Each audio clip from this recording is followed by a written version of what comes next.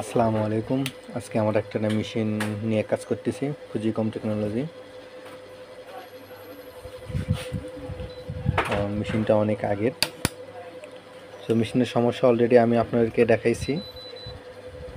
মেশিনটা ইনশাল্লাহ সমাধান হয়ে গেছে, বাট আমি আসলে ফাইনাল চেক করে আমি এটা কাস্টমারকে ডেলিভারি দেব।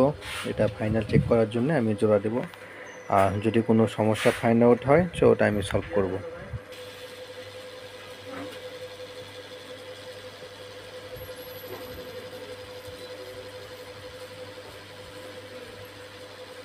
আলহামদুলিল্লাহ, ফাইনালি এটা খুব সুন্দর জয়েন নিচ্ছে।